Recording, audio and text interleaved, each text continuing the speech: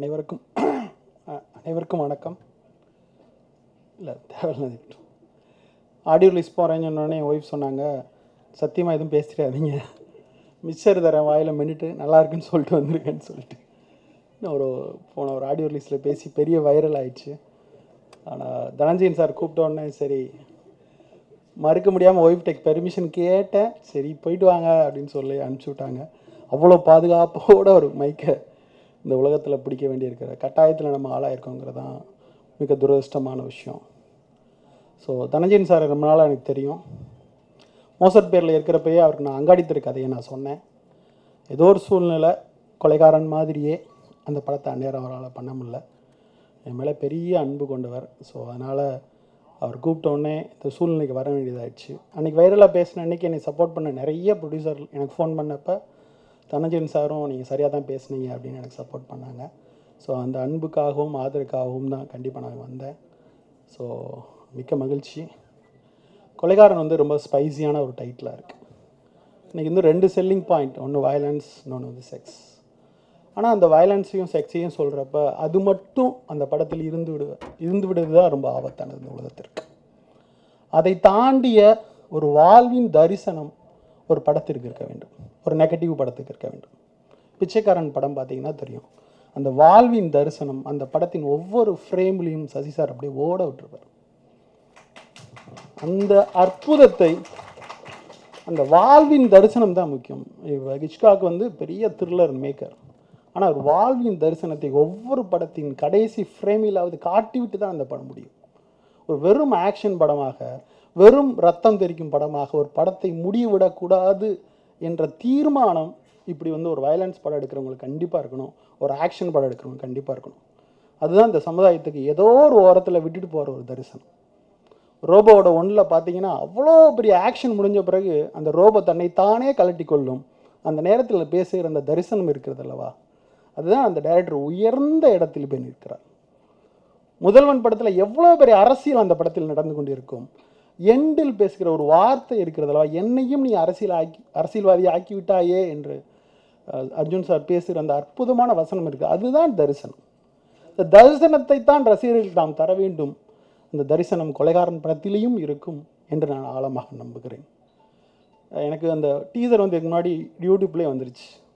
அதை பார்த்தோன்னே எனக்கு தோணுச்சு, பறவைகளுடைய உலகம் எவ்வளோ அழகானது என்று தோன்றுச்சு. தவளைகளின் உலகம் அழகானது போன்ற பறவைகளின் உலகம் மிக அழகானது. ஆனால் ட்ரோன் இன்னைக்கு வந்த பிறகு இந்த உலகம் எவ்வளோ அழகாக தெரிகிறது. நாம் தொடர்ந்து பார்க்கிற உலகம் தொடர்ந்து சளிப்பூட்டி கொண்டே இருக்கும் நேரத்தில் திடீர்னு எங்கே இருந்து ஒரு ஆபத் பாந்தவன் நம்மளுக்கு வந்ததை போல ஒரு ட்ரோன் நம் கைகளில் வந்து விட்டது.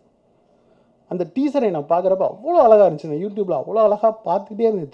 திருப்பி ஒரே இடத்த திருப்பி அழகாக காட்டிக்கொண்டே இருக்கிற ஒருடைய பறவையோட கோணம் மிக அற்புதமாக இருந்துச்சு. அந்த ட்ரோன் ஆப்ரேட்டருக்கு என்னுடைய மனமார்ந்த வாழ்த்துக்கள். ரொம்ப பியூட்டிஃபுல்லாக அதை வந்து பண்ணியிருக்கான். Mukesh done a wonderful job. Framing அதெல்லாம் பியூட்டிஃபுல்லாக இருக்குது. I don't know him, I think அந்த ஃப்ரேமிங் அர்ஜுன் சார் வந்து நிற்கிறது அதெல்லாம் வெரி பியூட்டிஃபுல்லாக இருக்குது. ஸோ முகேஷ்க்கு என்னுடைய வாழ்த்துக்கள். அப்புறம் விஜயாண்டனி சாரை பற்றி சொல்லணும். அங்காடி தெருவில் நான் வந்து சில மியூசிக் சம்மந்தமான சில சிக்கலில் இருக்கிறப்ப எனக்கு மனதுக்கு பிடித்த இந்த உலகத்தின் உன்னதமான ஒரு பாடல், அவள் அப்படி ஒன்றும் அழகில்லை. தன் காதலிக்கிற காதலியே அழகானவன் சொல்கிறது அந்த உலகம் முழுக்க இருக்கிற ஒன்று. இந்த முதல்ல ஒரு கவிஞன் எழுதினான், அவள் அப்படி ஒன்றும் அழகில்லை. அந்த பாடலுக்கும் இன்னொரு பாடலுக்கும் பேக்ரவுண்ட் ஸ்கோருக்கும் அந்த நேரத்தில் எனக்கு உதவியாக அந்த படத்தை எனக்கு பண்ணி கொடுத்ததுக்கு இன்றைக்கும் நான் வந்து விஜயாண்டனி சார் நன்றியோடு இருக்கேன். அவர் பெரிய வெற்றிகளை பெறணும். அர்ஜுன் சாருக்கும் எனக்கும் பெரிய ஃப்ளாஷ்பேக்கே இருக்குது. ஒரு நாவல் எழுதுகிற அளவுக்கு ஃப்ளாஷ்பேக் இருக்குது. ஜென்டில்மேன் படத்தில் நான் வந்து ஒரு லாஸ்ட் அசிஸ்டன்ட் டைரக்டர். அவர் படத்தில் உங்களுக்கு தெரியும், ஜென்டில்மேன் படத்தில் ஒரு தாலி வச்ச மோதிரத்தை போட்டிருப்பார். சங்கர் சார் சொல்லிட்டாரு, இந்த கண்டினியூட்டி நீ தான் பார்க்குற அப்படின்னு சொல்லிட்டு. நாள் வெயிட்டாக இருக்குது, அப்பா நல்லா மெலிசா ரெடி பண்ணிட்டு கொண்டாயா அப்படின்னு கழட்டி கொடுத்துட்டாரு. அடுத்த நாள் மெலிசா போட்டுட்டு ஏதாவது டம்முன்னு அடிச்சாருன்னா டொக்குன்னு உடஞ்சிருச்சா போச்சா கண்டினியூட்டி சார் அப்படின்னு சாரை பற்றி கத்துவார். ஐயோ ஒரு மாதம் தான் இருந்துச்சு, என்ன பண்ணுறது, நான் பரிதவிச்சு நிற்பேன். இப்படி ஒவ்வொரு நாளும் இந்த மோதிரம் அவர் கையிலேருந்து கலந்து விழுந்துடக்கூடாது. விழுந்தவுடனே என் பவுச்சிலேருந்து ஒரு மோதிரத்தை எடுத்து கையில் கொடுக்குறதுமா, அந்த படம் முழுக்க நீங்கள் நம்ப மாட்டேங்க, என் பவுச்சில் வந்து 100 தாலி மோதிரத்தை எப்பயும் நான் சுமந்துக்கிட்டே அலைவேன். ஒவ்வொரு நாளும் ஒவ்வொரு ஷாட்லேயும் அந்த தாலி மோதிரம் ஏதாவது ஒரு காரணத்தில் உடஞ்சி விழுந்துடும். பாலன் மாட்டினடா அவனுக்கு வேலை போச்சுன்னு அந்த ஸ்பாட்டை கலகலக்க வச்சு என்னை அழ வச்சு அதை அந்த காமெடியாகவும் சிரிப்பாகவும் அந்த நேரத்தை ஒவ்வொரு நேரமும் அதை மாற்றிக்கிட்டே இருப்பார். நானும் சார் இன்னைக்கெலாம் அழமாட்டேன், இந்தாங்க மோதிரம் ரெடியாக இருக்குது, 2 மோதிரம் தான் சேஃப்டிக்கு வச்சுருப்பேன் அப்படின்னாரு. சார் 100 வச்சுருக்கேன் அப்படின்னு அந்த தருணம் இருக்குல்ல, ஒரு உதவி இயக்குனரும் தாலி மோதிரம்னு ஒரு சிறுகதையே எழுதலாம். அவ்வளோ அற்புதமான தருணம்.